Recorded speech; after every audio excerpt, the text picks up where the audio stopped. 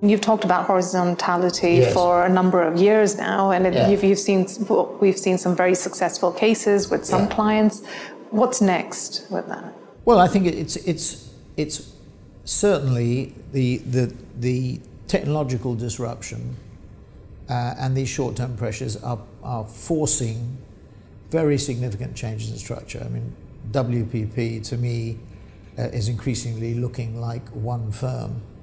And will be one firm over the years. And we're, campaign adheres to the brands.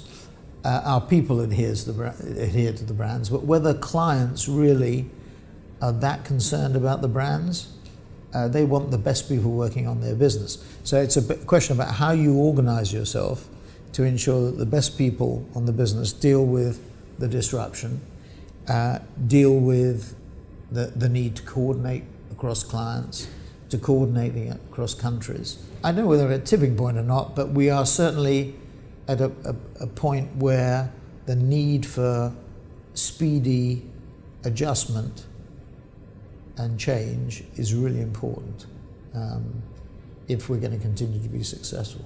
And how has the launch of Wavemaker from what was Maxis and MEC, how do you feel about that? And how that's I feel fine about it. It was simplification. So just the same way as John Seifert has simplified his offer around next chapter for Cayman to Ogilvy, and not Cayman to Ogilvy. He assumed the senior position there and looked at it, and there were 50 brands, and it was unnecessarily complicated. So it was WPP in sort of a mini version of WPP, like so that you take that as Group M is simplified to 3 major brands plus Essence, plus Access and M platforms. Simplifying what we're doing is really the most important thing, to create a firm that operates as one instead of as a gone are the days of the market share model where you had 4 agencies. We used to joke about this. Kissing and punching and competing, cooperating. Well, we're taking it to far different levels now. I was at a meeting with some of my colleagues this morning.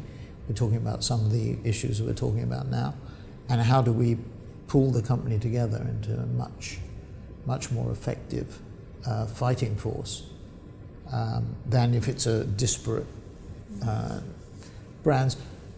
That was a perfectly legitimate model when top line revenues were growing at 3% plus. You could afford that luxury. You can't afford it anymore. It's very similar to what we see with our clients. We're going through the same transformation process that they're going through.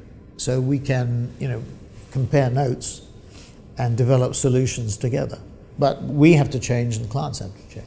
And is the business case there for making that sort of change with the creative agencies at the moment, where you might have some? Well, the creative agencies, again, you're using it in the narrow Draper sense. The creative agencies, are not dummies. They haven't sat there, sort of like aircraft carriers. I mean, they've tried to develop their offer in a more contemporary way, given the changes that are taking place with Google and Facebook and Amazon and Apple and Microsoft and Tencent and Alibaba and everybody else. So they've responded. But, like all legacy structures, they're sort of embedded in customary ways of doing things. And they have to change. It's more difficult. We saw Publicis Group doing their big restructure over the last couple of years. Do you think, in theory, it appeared to reflect what the clients are looking for as well? And from your point of view, has it worked? Have they been able to deliver on it? Well, it's early days. I mean, in terms of revenue growth, they're at the bottom of the pile, and have been so for the last 2 or 3 years. So you can't now. It's a transformation process. I mean, in a way, the direction that all the companies, what you refer to as the holding companies, are going in the same direction. The question is how fast do you do it and how much breakage. And I think the reason why the revenue growth was so low is that the breakage in the traditional businesses has been so great as a result of the transformation that, you know, when you make an omelette, you break eggs, and it's a question about how many eggs are you prepared to break in order to do it. And if you've got stronger levels of revenue growth, you're probably more loath to change things than if you're desperate and there's no other alternative. Right? But I think the speed of change is the key issue, and because of what's happened in the short term, these short-term pressures, the need to speed up has got greater, and the need to underpin this, you know, this vertical structure with these horizontals around data, around digital production, in addition to talent and procurement and finance. You know, it's just that the whole process has to be speeded up. And if we talk about speed and we look at let's say a 2-year time frame, yeah. Where would you like to see WPP 2 years from now? I would like to see it fully integrated. Because as I said before, clients are not interested, I think, generally in the brands. You are, we are. So we're ad idem on that. Because otherwise, you know, it's better headlines, you know, if you like, you have more to write about. But the clients don't. No, the clients want the best people working on their business. So the answer to your question is, I'd like to see we cover half of the world in terms of country management or regional management, but country management. We cover a third of our business with 51 client leaders. So you'd obviously like to see that. So the whole geography across the world covered.